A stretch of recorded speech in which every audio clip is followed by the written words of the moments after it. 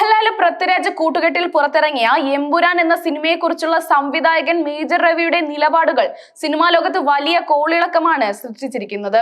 തുടക്കത്തിൽ സിനിമയെ അനുകൂലിച്ച മേജർ രവി പിന്നീട് ശക്തമായ വിമർശകനായി മാറിയതാണ് വിവാദങ്ങൾക്ക് വഴിവെച്ചത്.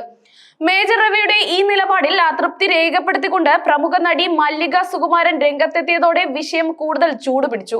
പരസ്പരം വ്യക്തിപരമായ വിമർശനങ്ങൾ ഉന്നയിച്ചുകൊണ്ട് ഇരുവരും നടത്തിയ വാക്പോരുകൾ സമൂഹ മാധ്യമങ്ങളിലും വലിയ ചർച്ചയായി. എമ്പുരാൻ സിനിമയുടെ റിലീസിന് മുമ്പ് മേജർ രവി മോഹൻലാലിനൊപ്പം സിനിമ കണ്ടതായും ഒരു പട്ടാളക്കാരൻ എന്ന നിലയിൽ തനിക്ക് സിനിമയിൽ ചില വിയോജിപ്പുകൾ ഉണ്ടെന്നും വെളിപ്പെടുത്തിയിരുന്നു. സിനിമയിലെ ചില രംഗങ്ങൾ രാജ്യത്തിനെതിരാണെന്നും വർഗീയ കാര്യങ്ങൾ അതിലുണ്ട് എന്നും മേജർ രവി ആരോപിച്ചു.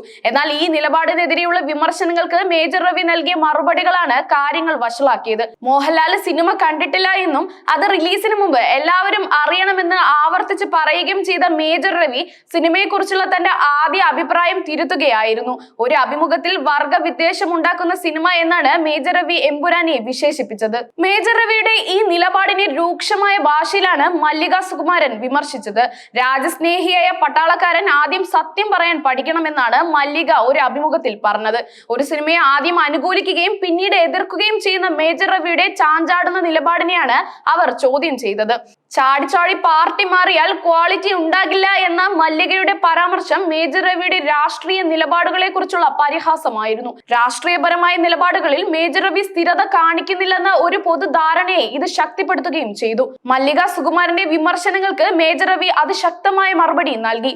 തനിക്കൊരു തന്തയുള്ളൂ എന്നും ചാടി പാർട്ടി മാറിയെന്ന മല്ലികയുടെ ആരോപണം തെളിയിക്കാൻ അവർക്ക് സാധിക്കുമോ എന്നും മേജർ രവി വെല്ലുവിളിച്ചു.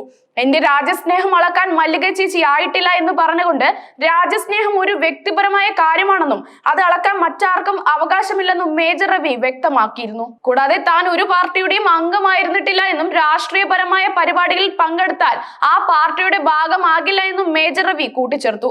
അല്പജ്ഞാനം കൊണ്ട് ആരെയും കുറ്റപ്പെടുത്തരുത് എന്ന് പറഞ്ഞുകൊണ്ട് മല്ലികയുടെ വിമർശനം വിവരമില്ലായ്മയിൽ നിന്നുള്ളതാണെന്ന് അദ്ദേഹം പറഞ്ഞു. സിനിമയെക്കുറിച്ച് ഇനിയും കൂടുതലായി സംസാരിക്കാൻ തന്നെ നിർബന്ധിക്കരുതെന്നും എമ്പുരാൻ സിനിമ മോഹൻലാൽ കണ്ടിട്ടില്ലെന്ന് താൻ വീണ്ടും ആവർത്തിക്കുന്നുവെന്നും അദ്ദേഹം പറഞ്ഞു. ഈ വിവാദം കേവലം ഒരു സിനിമയെ കുറിച്ചുള്ള അഭിപ്രായ വ്യത്യാസം എന്നതിനപ്പുറം ചില വ്യക്തിപരമായതും രാഷ്ട്രീയപരമായതുമായ വിഷയങ്ങൾ കൂടി ഉൾപ്പെട്ടിരിക്കുന്നുവെന്ന് വിലയിരുത്തപ്പെടുന്നു. മേജർ രവി ഒരു പട്ടാളക്കാരൻ എന്ന നിലയിൽ ദേശീയതയുമായി ബന്ധപ്പെട്ട വിഷയങ്ങളിൽ തന്റേതായ ചില നിലപാടുകൾ പുലർത്തുന്നുണ്ട്. എമ്പുരാൻ പോലെയുള്ള ഒരു സിനിമ അദ്ദേഹത്തിന്റെ കാഴ്ചപ്പാടുകൾക്ക് വിരുദ്ധമായി തോന്നിയെങ്കിൽ അത് തുറന്നു പറയാനുള്ള സ്വാതന്ത്ര്യം അദ്ദേഹത്തിനുണ്ട്. എന്നാൽ റിലീസിന് മുമ്പ് മോഹൻലാൽ ചിത്രം കണ്ടിട്ടില്ലെന്ന് ആവർത്തിച്ച് പറയുന്നതിലൂടെ മോഹൻലാലിന്റെ സിനിമയെ ഇകഴ്ത്തി കാണിക്കാനുള്ള ശ്രമമാണോ എന്നും സംശയമുയരുന്നുണ്ട്.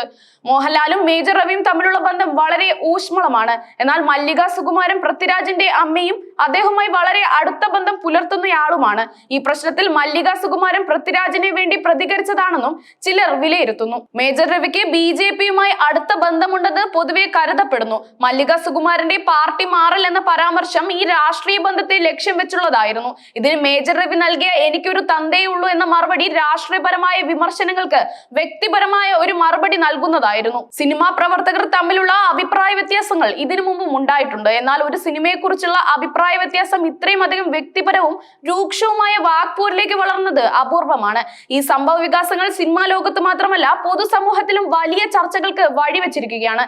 ഈ വാക്പോരുകൾ ഇവിടെ അവസാനിക്കുമോ അതോ ഇതിന്റെ തുടർച്ചയായി കൂടുതൽ പ്രതികരണങ്ങൾ ഉണ്ടാകുമോ എന്ന് വരും ദിവസങ്ങളിൽ കണ്ടറിയാം. ഈ സംഭവം സിനിമാ പ്രവർത്തകരും അവരുടെ നിലപാടും പൊതുസമൂഹത്തിന്റെ ശ്രദ്ധയിൽ എത്രത്തോളം വരുന്നു എന്നതിന്റെ ഒരു പുതിയ ഉദാഹരണമാണ്.